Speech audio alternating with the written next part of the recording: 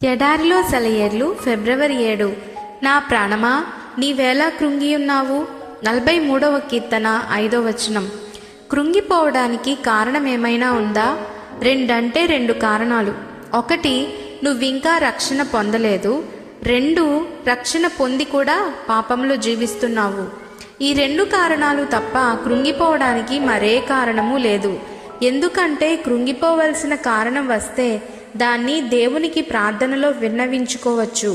మన అవసరాలన్నిటి గురించి, కష్టాలన్నిటి గురించి, శ్రమలన్నిటి గురించి దేవుని శక్తిలో, ప్రేమలో మనకున్న విశ్వాసాన్ని ఉపయోగించి ఆదరణ పొందవచ్చు.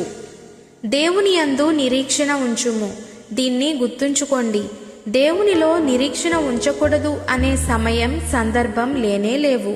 మన అవసరాలేమైనా, మన ఇబ్బందులేవైనా, మనకి సహాయకులు ఎవరూ లేకపోయినా మన కర్తవ్యం ఒకటే, దేవునిలో నిరీక్షణ కలిగి ఉండడం. అదెప్పుడూ నిరర్ధకం కాదు. దేవుడి దృష్టికి అనుకూలమైన కాలంలో నీకు సహాయం వస్తుంది. జార్జి ముల్లర్ అంటున్నారు, గడిచిన 70 సంవత్సరాల 4 నెలల్లో కొన్ని వేల సార్లు ఈ సత్యాన్ని అనుభవపూర్వకంగా తెలుసుకున్నాను అని. ఇక సహాయం రావడం అసాధ్యం అనుకున్నప్పుడు సహాయం వచ్చేది. ఎందుకంటే దేవుని మహిమ ఎలాంటిదో మనకి తెలియదు కదా. ఆయన శక్తికి హద్దులు లేవు. మనకి సహాయం చేయాలంటే ఆయన 10,000 సార్లు 10,000 మార్గాల్లో చేయగలడు. పసిపిల్లవాడిలా మన సమస్యని ఆయన ముందు ఉంచడమే మన పని. నా విన్నపాలు విని వాటికి నువ్వు జవాబివ్వడానికి నేను అర్హుణ్ణి కాను. కానీ మా రక్షకుడైన యేసు ప్రభు ద్వారా ఆయన కొరకు నా ప్రార్థనని ఆలకించు. నువ్వు నా ప్రార్థనకి జవాబిచ్చేదాకా నమ్రతతో కనిపెట్టగలగడానికి కృపను ప్రసాదించు.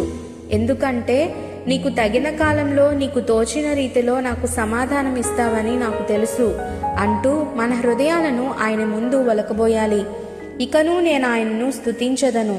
ఎక్కువ ప్రార్థన, ఎక్కువ విశ్వాసం మీద ఆధారపడడం, ఓపికతో కనిపెట్టడం, వీటన్నిటి ఫలితం పుష్కలమైన ఆశీర్వాదాలు.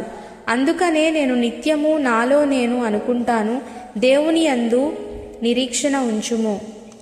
ఆమెన్.